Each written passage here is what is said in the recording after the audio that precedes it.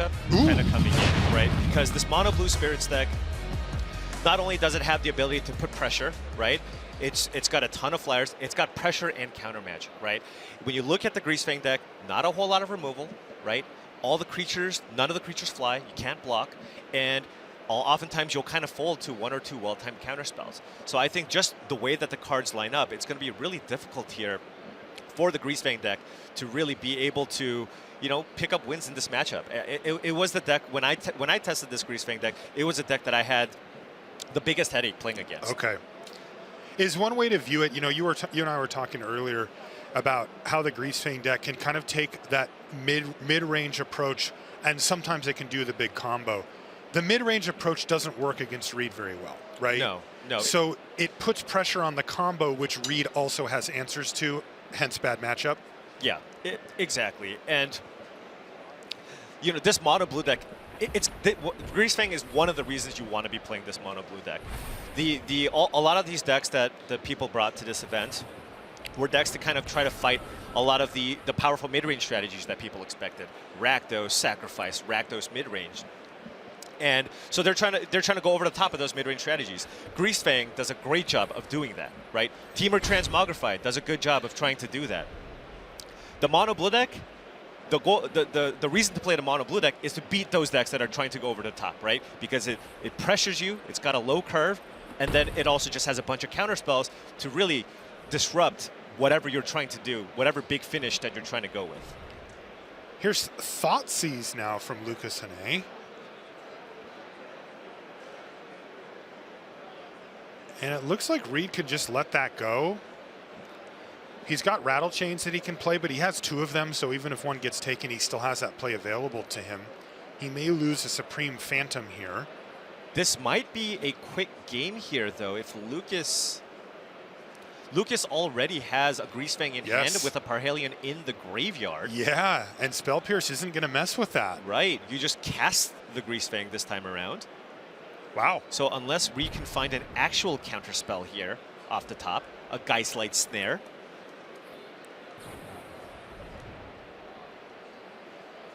Perhaps.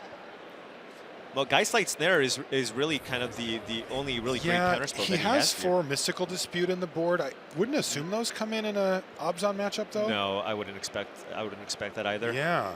So he may actually be on very few outs, though. If he can find it, it could be really nasty.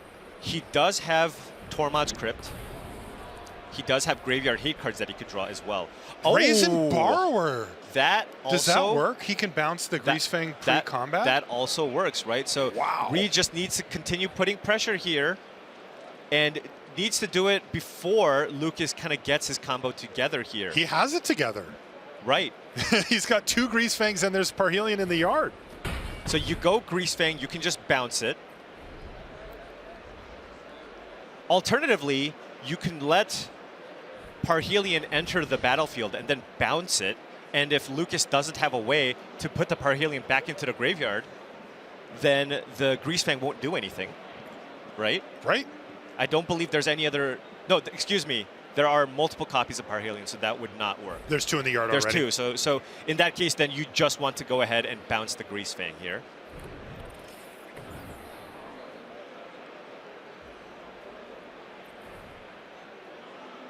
Or, well... So he can't crew it.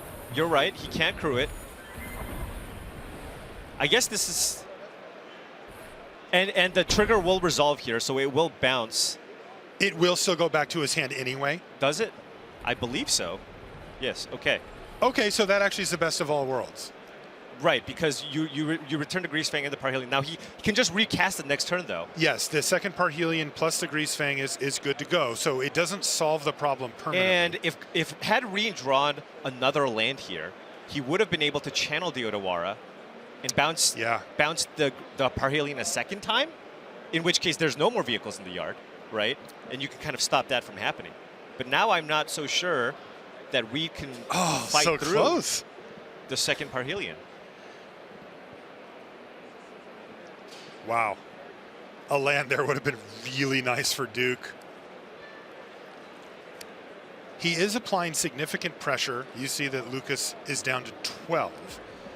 But still, he's missing that one extra punch to really put a quick clock on. And when there's two 4-4 flyers, that's going to put a stop sign to any type of damage race that Reid has his eyes on. Yeah, I'm not sure if Reid can find a way to power through just having two 4-4s in play while also just taking a ton of damage next turn, right? A ton. Anytime you play a Greasefang and return Parhelion from the graveyard, that is 13 damage in the air. Tormod's Crypt? That's what that was for. Reid playing to his outs. He actually has to leave a blocker back here as well, doesn't he? He has one Tormod's Crypt in his deck, but knowing that he doesn't have counter magic, just had to go for the activation on the Spectral Sailor there. Brutal. And it's time to get in here. Let's get greasy. Get greasy. Remember, the Fiend's Informant also getting in.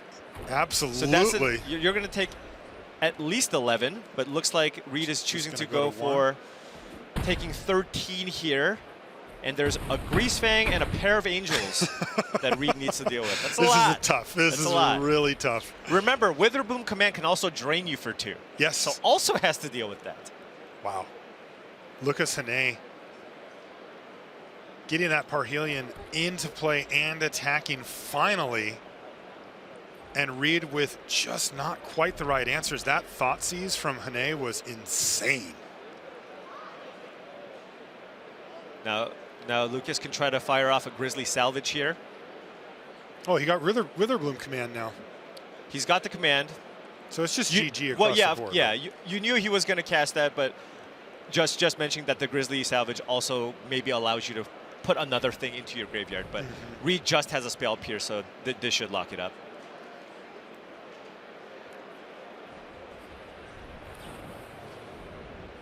Rattle change to protect the Sailor, but the 2 targets still happen, and that means that the Witherbloom Command drain will resolve, and that is Lukas Honnay tying things up at 1 game apiece.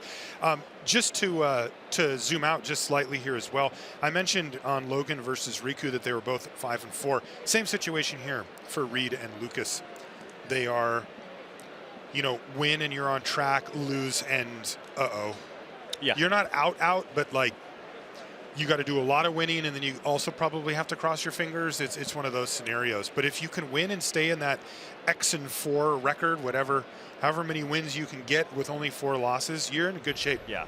X and 4 will almost certainly make top 4. Really, really good shot. 10 and 4 in a field of 32. That's a fantastic record. If for either of these players, you pick up that 5th loss, gonna have to hope some tie breaks go your way potentially. It has happened. It has, absolutely. But, you know, the thing that the players really want is, you know, as Randy used to say, they control their own destiny, right? I have it up to me to win these matches. It's never fun when you can win out and still not make it. Can this be a quick match here? I mean, Lucas keeping a 1-lander. It's a great 1-lander, right? Double Fatal Push on the draw. He just found there you go. A courtyard, so. And Lucas's hand is great. Double push, Witherbloom Command, salvage. It looks like this Spectral Sailor is going to sail off into the sunset here thanks to a Fatal Push. Walk the plank, my friend. Yeah, and really important when you're playing against a deck with a bunch of cheap counter spells and rattle chains. When basically when your opponents are tapped out, that's when you want to just go ahead and fire off these removal spells. Yeah, it's interesting because the blue deck effectively plays all of its spells on your turn, and you are also forced to do that to react in many times. This could maybe be a turn where Reid goes for a Shacklegeist. If he was interested in keeping up a Rattle Chains as a way to protect one of his creatures, but it looks like he's valuing having access to spell. Wow, a Thoughtseize here too. So no land drop for Lukas Honnay, but boy, that hand looks good, and he can cast everything in it outside of Sky Sovereign. Yeah, and I imagine this will also, oh no, going for the salvage. Really important for Lucas to resolve this Grizzly Salvage and find a land here. He saw an opening to not get spell pierced or countered some other way. Exactly. Boy, it's awkward though to cast it on your end step when you're digging for lands, huh? Yeah, now this is interesting. So There is a Greasefang there that he can Yeah. take, but he really needs a land. He does have a Witherbloom command that could get one of those lands from the graveyard and put it into play, but if that gets countered and you don't hit that land drop, that's a disaster. He may need to eat some vegetables here and just take a land. Right, because next turn, I mean, you still have a really, really well set up turn. You go Thoughtseize, perhaps take the Spell Pierce out of the hand. He went for the Greasefang. Now, I think one thing to note here is that he isn't under much pressure, right? So far, it's just 2 power. He's at 18. So maybe he figures, you know what? I've got a little wiggle room here. I mean, yeah, if Lucas just naturally draws a land here, that would be ideal. All right, and now this is kind of rough here. He whiffed again, huh? I guess this is just a forced Spell Pierce. Yeah. Or actually, no. Because he can just play Shacklegeist and then just let the Thoughtseize resolve. And Yeah, then but then you get a little bit more information, but you do deal 2 damage. I think 2 so damage is worth saying, yeah, it's an island, probably. Because remember, that Faceless Haven's going to get up and rowdy next turn, too. Right, so you go Shacklegeist, let Thoughtseize resolve, take the Spell Pierce, and then Fatal Push probably on the Shacklegeist. As the Shacklegeist actually is also a way to tap the Parhelion if you find another creature in play, which is another reason why this matchup is annoying. Yeah, every time you bring up an interaction, it's like, well, that's not good for them. Okay, there's Tormod's Crypt. That could be interesting as well. So this draw coming together for Reid. But in the meantime, this is a 2-turn clock here. He's going to fire off here for 8. Yeah, we better see that Fatal Push here from Lukas. All right. That'll stem the bleeding significantly as he'll be able to kill Faceless Haven. So you kill the Faceless Haven, and then next turn you go Witherbloom command, -3/-1 on the Rattle Chains, and get a land. Okay. Right? That's a plan. That is a plan. Now, can't really rely on the combo because there's that Tormod's Crypt in Reid's hand, which he likely will play. Oh, he's not. He's going to wait. Interesting. Okay. So now Lucas only taking 2 damage a turn here. Right? Man, so finding the land. Waited on the Tormod's Crypt. He waited on the Tormod's Crypt. What if Lucas just drew a land there and played Greasefang? I'm not sure. I think Lucas likely didn't have a vehicle in the graveyard. Okay. That's the only reason why Reid would not go ahead and play that crypt. Okay, I assumed there was one, but that makes more sense. There must have not been one. Usually when you cast a Grizzly Savage, some vehicle finds its way into the graveyard, but in this instance, Lucas did not find one. That makes sense. But Lucas has some time here. Reid didn't find a creature. Spell Pierce doesn't just stop Greasefang, right? That's right. Oh. Go full mid-range. Some mid-range, little mid-range strategy there. What an announcement. So now with the Greasefang in play, you will see Reid go ahead and run out that Tormod's Crypt. Just too risky that he can find some discard outlet. Right, you play a Liliana, you play a Grizzly Salvage or whatever, right? Yeah, you have to just run it out here. And yeah, I mean, Lucas has Rafine's Informant into Parhelion, but with the Tormod's Crypt, Lucas is going to have to start over and find another way to put Parhelion into the graveyard next turn. So does he just have to force it? Like to burn the Tormod's Crypt? Like, yeah, absolutely. Okay. So he'll play it, he'll connive, he'll put a Parhelion in and say like, okay, do your thing, but now you don't have a way to interact with this, and if I can find another, you could be facing it down. That is a lot of Parhelions. Yeah, it looks like Lucas didn't trim them.